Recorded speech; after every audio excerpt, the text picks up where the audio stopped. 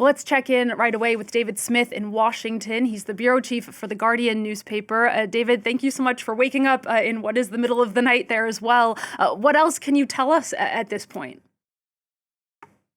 Still awaiting official word from the White House or the Pentagon about these incidents unfolding in Venezuela, as you say, about 1:50 a.m. local time. Reports of multiple explosions and reporters on the ground saying they can hear low-flying aircraft.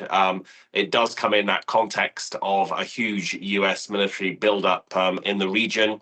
An Air Force carrier since August, amassing of troops and aircraft. And of course, we've seen the US military attack many boats that they allege are smuggling drugs, resulting in the deaths of already more than 100 people. And then just the other day, Donald Trump talked about an attack on a docking facility actually in Venezuela. So I think there has been widespread expectation there could be some sort of military offensive in Venezuela by the US, but no no official word yet on whether that is what is happening. But I think for many people that will be the lead theory right now. Even though just the last few days we saw Nicolás Maduro of Venezuela talk about potential cooperation with the US, trying to reach some sort of deal to tackle the illicit flow of drugs.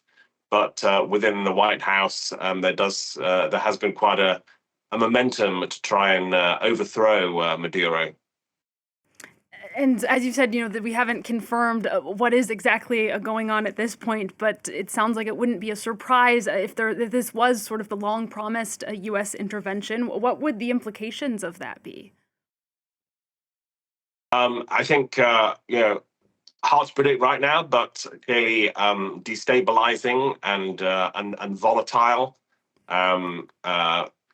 Who knows what might happen on the ground in Venezuela, especially if this did prompt some sort of regime change. Some commentators have compared Donald Trump's attempt to overthrow Maduro with the US misadventure in Iraq 20 years ago with Saddam Hussein, and suggested that oil could be a motivation here.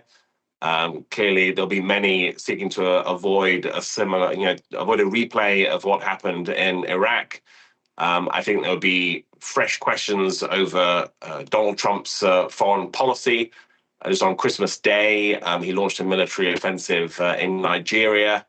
In the last 48 hours, he's talked about intervening in Iran, and he's got criticism for that, not only from Democrats, but some Republicans in his own party who suggest all these expansionist efforts really betray Donald Trump's own America First agenda that was meant to be staying out of foreign entanglements. So I think he would face criticism from even his own supporters as to why he's engaged like this. And I think huge question marks over stability in the region and a return to U.S. interference. All right, well, we will be closely following the situation. David, I imagine it's going to be a sleepless night for you. Thank you, as always, for your insight and updates. That's David Smith, a Guardian bureau chief, reporting from Washington there about those explosions being heard in Venezuela. This is, of course, a developing story. For the moment, neither U.S. nor Venezuelan authorities have commented. We will, of course, bring you more details as they come in.